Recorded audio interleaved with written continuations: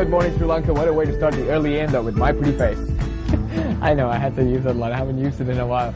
Good morning, Amaya. It is Monday, the 4th of November. It is. Good morning, Jason. You know it's my birthday month, right?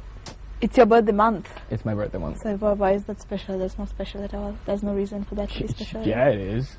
Uh-huh. God. Really? What? I don't know. No. I just throwing wild ideas out there. Anyways, today's show is really important and very interesting, I might add. Mm-hmm. Today we have a doctor who's been here before.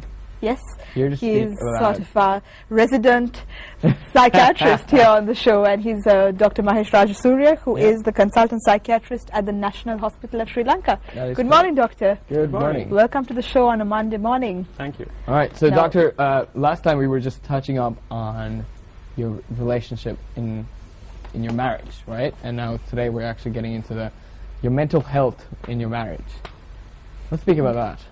Now, this is I interesting. think lots of people don't sort of think about it too much. They must be getting on in their daily chores right now and the morning work, and That's true. a bit of disharmony in the family can also occur at this time. Yeah. But So let's pay talk attention. Yes. I think the first thing that we need to realize about marriage is that it is an option. It's not something that is inevitable. It is not a must. Okay. It's not a stage in life that will come and pass. You get married only if you want to get married. Okay. All right. Pause the brakes there for a second. Are you saying that I don't have to get married? That I could just live my life being a single guy? If you don't want to, you don't have to. Wow. All right. Okay. But having said that, let's talk about marriage for the people who choose to get married. Right? Marriage is a long-term relationship with physical intimacy, which has many characteristics that you would see in any long-term relationships. Say, for an example, with a roommate you have been living for the last 2 years, and the marriage is also, similar in many ways. Okay. But it takes a completely different it takes you to a different level, because it's setting the stage for you to move on beyond that point. It sets a platform for you to achieve your dreams from. It sets a springboard for you to move forward with your lives, with your goals, with your intentions, develop yourself personally, develop as a unit.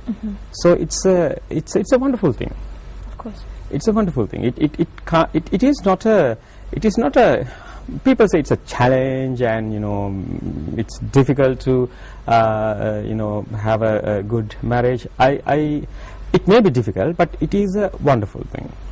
It is a great thing that Which is why many people choose to go down that path, right, doctor? Wait, also before you answer that, doctor, are you saying that marriage is something to be worked at, that it has work to be there, you have to work at it? yes, you have to. Okay. But when it's going on well, it should serve you, and things should be happening in your life. You feel great that you are married. Not that my goodness, I'm married now, it's another day, and but then the other thing is, Amaya, that not that everybody gets married because they think it's a great thing, and they make a conscious decision and then get married. Right. And For I many think people, it's at just that point, if I could interrupt you, doctor, we have to speak about the cultural context as well, because I think the traditions and the norms that we have in our society sort of lead people to believe that marriage is a very, very necessary step that they must take, whether they're ready for it or not. And it is not an option. It's not an option. You have to. The last thing you want is some auntie saying that one is a confirmed bachelor. Like, really? Thank you. And then you are looked kind of down at, kind of. That is true. Unless you get married, you are not complete. You are not considered equal to others. So these are little cultural things that influence our decision making. But when you get married, these influences don't just go away. So we have to be very aware of these external influences. We cannot be separate from of them, 100%, but we have to be aware of them if you want to have a good marital relationship and continue to have a good marital relationship. Right. So these external influences, let's speak about them now. What are the influences? Now you've maybe come across some patients that you may have to counsel at the end of the day, instead of giving them drugs or anything like that, where they just need counseling and therapy. What are the influences that can really cause disharmony in a marriage? Yes. Now, we saw marriage as an option. We saw marriage as a long-term relationship. We can also look at marriage as a unit, a team, a functional unit, a unit of function, where there is only the man and woman in the beginning, the couple, the unit, the couple unit, and then it becomes a family with children. So this unit, if you can, I can even describe it graphically, if we can have that slide on that. We'll try and get the slide up for you, Doctor, till then. Yes, go on. we'll talk about that. Slide. So when the unit initially comprises of you and your spouse, your wife or husband, or Right. and then this unit has to be strong, obviously, if the marriage is to be good, right? Now, you have to remember that this unit doesn't start out of the blue in the real world. What happens is that first you are in a unit already, which is your family. Yes. With your mom and dad and your brothers and sisters, and your spouse was in another unit, right? And then you meet, and then you have a relationship, and then now you want to get married and have a new unit. So if you are going to form this new unit, which you want to be very strong, you have to leave the original unit. Right. Yes. You have to be reasonable. Inevitable, isn't it? Yes. Yeah, of So course. otherwise, how can you have a strong unit? You have to leave your unit. Your spouse has to leave her or his unit. Right. I mean, I'm not saying that you have to be totally forget your parents and family, brothers and sisters, and never talk to them ever again. No. But to a large degree, you have to be separated. Right. And then only you can form this new unit, and then only you can have a hope of having a strong unit. Right. Otherwise, if say your one foot is in your parent unit and the other foot here, and how can you have a strong unit? Right. Unit is at the beginning already cracked.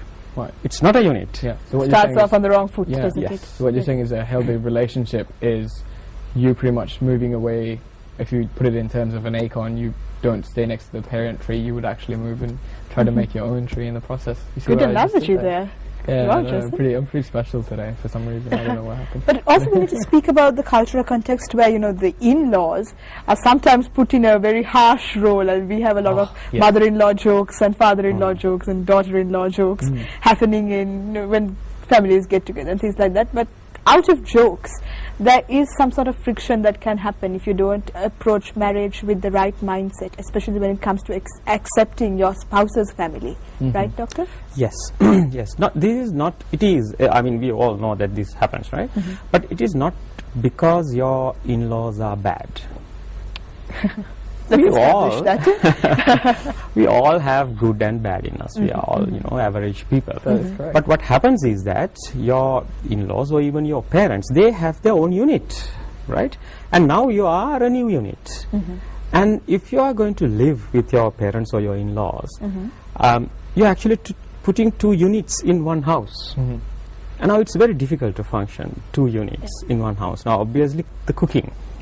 Say the new wife or even the daughter, it may be living with her own parents. But it's more classical when you take the daughter-in-law. So she goes to the kitchen and starts cooking. And now the mother-in-law obviously is there. And she checks what she's cooking. and he would be, you know, automatically making comments, right? Let's say she's cooking prawns, and mother-in-law might say, well, we never eat prawns in this house, right? Oh, I see. That's why it starts. Yeah, I mean, maybe she has recognized prawns as a cholesterol-rich food, and they don't want to bring it and cook, and that's fine. But it's not because mother-in-law is bad, but because these are two units. Now they are trying to function as one unit, which is very difficult. Of course. So that's why that advice is very important, to be physically separate from your parent units. Right. So you rent a room if you can't afford an apartment, right, and live there. So the relationships would be preserved with your parents, but Definitely. your unit would be much stronger as well. Right, so you're saying absence from that would actually be better. Absence from that, and then just seeing them from time to Okay, time. let's take a scenario where financial constraints play a role in this, because we don't live in a very healthy economy, and you have to live with your parents, you have to put up with your in-laws. What are the steps that someone can take to maintain marital harmony in that sort of environment, that sort of household? Yes, we have to, because we have to talk about that, because it's a very common scenario. But before talking about that, I would like to say that most of the time, or in a significant proportion of the situations where the new unit doesn't leave the old unit, it's not because of financial constraints, because you don't have perhaps the guts to do it, or you have never thought about it, or you don't know that you can actually do it. Right, okay. Despite all of that, let's say you have a serious financial problem and you just cannot leave, or one of your parents is very ill, or for whatever reason you have to stay in that house. Then try to separate the two units as much as possible, right? For an example, you can have two areas of the house to live in. So your parents live in that room and that area, and you live in the the west room and the area there. It's a bit of a compromise there. Yes, and if you can have a physical barrier, that would be great. I mean, if it's a two-story house, you live upstairs and your parents live downstairs. Yeah. I see. And try to have two kitchens. Yeah, you cook separately. Right. Right. Do you think the main cause is actually the kitchen scenario that we've had? One of the main causes, I would say. I think the doctor has seen much First-hand grief experience. yes, happening due to the kitchen. But we'll be speaking more to Dr. Mahesh Rajasurya. Right now we have to go for a very short break, but coming back right after the break. Now, you may be spending a lot on your wedding, but how much time are you spending on your marriage? That's the question we ask you here on Good Morning Sri Lanka. We'll be right back after the break.